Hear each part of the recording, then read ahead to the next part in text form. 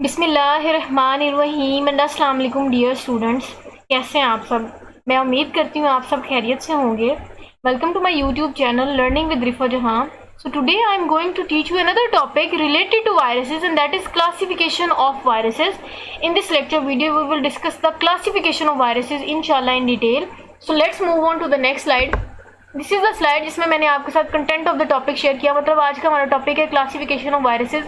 हमने आज वायरसेस की डिफरेंट क्लासिफिकेशन करनी है और किसके अकॉर्डिंग करनी है या किसके अकॉर्डिंग हमने स्टडी करनी है, on the basis of their host, on the basis of their genetic material and on the basis of there morphology. मतलब हमने वायरसेस को क्लासीफाई किया और उनकी जो डिफरेंट क्लासिफिकेशन है उनको हमने उनकी होस्ट के अकॉर्डिंगली क्लासीफाई किया, उनके जेनेटिक मटेरियल को देखते हुए क्लासीफाई किया और उनकी डिफरेंट शेप्स को देखते हुए हमने उनकी क्लासिफिकेशन की।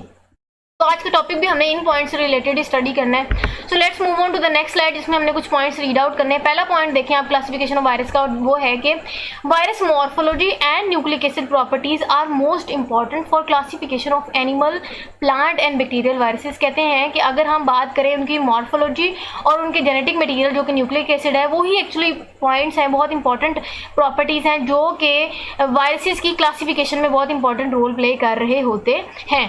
नेक्स्ट पॉइंट हम देखते हैं कि क्लासिफिकेशन की on the basis of the genetic material. मैंने आपके साथ शेयर किया था कि जेनेटिक मटेरियल में जो न्यूक्लिक एसिड आ जाता है उसमें कुछ तो डीएनए का होते हैं, कुछ में आरएनए होता है। अब कुछ सिंगल स्टैंडर्ड डीएनए रखते हैं, कुछ वायरसेस अपने स्ट्रक्चर में डबल स्टैंडर्ड डीएनए रखते हैं। अब मैं आपके साथ इनकी एग्जांपल शेयर करती हूँ। जैसे आपको पता है कि जो बैक्टीरियोफेज वायरस है वो ऐसा वायरस है जिसके स्ट्रक्चर में सिंगल स्टैंडर्ड डीएनए मौजूद होता है, और अगर हम डबल स्टैंडर्ड डीएनए की बात करें तो वो जो वायरस है जो डबल स्टैंडर्ड डीएनए रखता है अपने स्ट्रक्चर में, उसका नाम है हर्ब्स वायरस। क्लियर है? अब एग्जाम्पल में मैंने आपके साथ एग्जाम्पल भी शेयर कर दी सो दैट कि आपको मजीद क्लियर हो जाए। उसके अलावा कहते हैं कि अगर हम इनकी जेनेटिक मटेरियल के अलावा इनके स्ट्रक्चर की बात करें तो कुछ वायरसेस हमने देखा था पीछे भी कि कुछ नेकेड होते हैं, कुछ इन्वेलप्ड होते हैं और कुछ जो है वो कम्प्लेक्स स्ट्रक्चर रखते हैं। क्लियर है? ये उनकी क्लासिफिकेशन का ही एक पॉइंट है। आई होप आपको ये स्लाइड क्लियर होगी। नेक्स्ट मूव ऑन करते हैं। मॉर्फोलॉजी के अकॉर्डिंगली भी हमने वायरसेस की डिफरेंट क्लासिफिकेशन की थी। पीछे तो हमने बात कर ली कि on the basis of their host और on the basis of their genetic material, कि उनके जेनेटिक मटेरियल में उनका डीएनए और आरएनए के स्ट्रक्चर देखते हुए हमने क्लासिफिकेशन की। जैसे मैंने आपको पीछे एग्जांपल में देख लिया कि कुछ तो हमने उनके सिंगल स्टैंडर्ड को देखते हुए बैक्टीरियोफेज वायरस का नाम दिया, कुछ को हमने हर्ब्स वायरस का नाम दिया। मॉर्फोलॉजी की बात करें तो कहते हैं कि मॉर्फोलॉजी उनके शेप को देखते हुए हमने डिफरेंट वायरसेस की जो है वो क्लासिफिकेशन की। पहला है कि on the basis of morphology viruses can be classified into, अब कुछ जो है वो रोड शेप्ड वायरसेस होते हैं, कुछ स्फेरिकल शेप्ड होते हैं, कुछ टेडपोल शेप्ड वायरसेस होते हैं।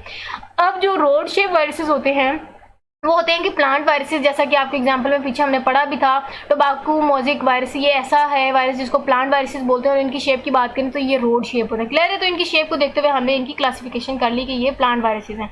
अब नेक्स्ट स्फेरिकल शेप। अब ये शेप और उनकी मॉर्फोलॉजी के अकॉर्डिंगली हमने इनको क्लासीफाई किया कि ये एनिमल वायरसेस हैं, और एग्जाम्पल में जो एनिमल वायरस आ जाता है वो पोलियो वायरस है। क्लियर है? पोलियो वायरस ऐसा वायरस है जिसका स्ट्रक्चर जो है वो स्फेरिकल शेप होता है।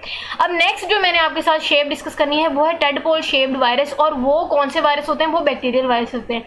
मतलब कि हमने टेडपोल शेप्ड वायरस को देखते हुए उनको बैक्टीरियल वायरस के तौर पे क्लासीफाई किया, और उनकी एग्जांपल में बैक्टीरियोफेज वायरसेस आ जाते हैं। क्विकली मैं इस स्लाइड का मैं आपके साथ रिव्यू शेयर करती हूँ। वो ये कि कुछ रोड शेप्ड वायरसेस थे जिनको हमने प्लांट वायरसेस कहा, मैंने आपके साथ एग्जाम्पल भी शेयर की। कुछ जो थे वो शेप में स्फेरिकल थे, उनको हमने एनिमल वायरसेस के तौर पर क्लासीफाई किया, और कुछ जो है वो टेडपोल शेप्ड वायरसेस थे उनको हमने एज बैक्टीरियल वायरसेस क्लासीफाई किया। आई होप आपको क्लासिफिकेशन ऑफ वायरसेस वाला टॉपिक क्लियर हो गया होगा। बहुत छोटा सा टॉपिक था क्लासिफिकेशन ऑफ वायरस का, और ये इंपॉर्टेंट भी था, तो मैंने आपके साथ इनके नोट्स भी शेयर किए। आई होप आपको बहुत अच्छे से समझ आई होगी।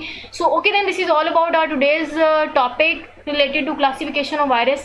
Okay then, stay connected and Allah Hafiz.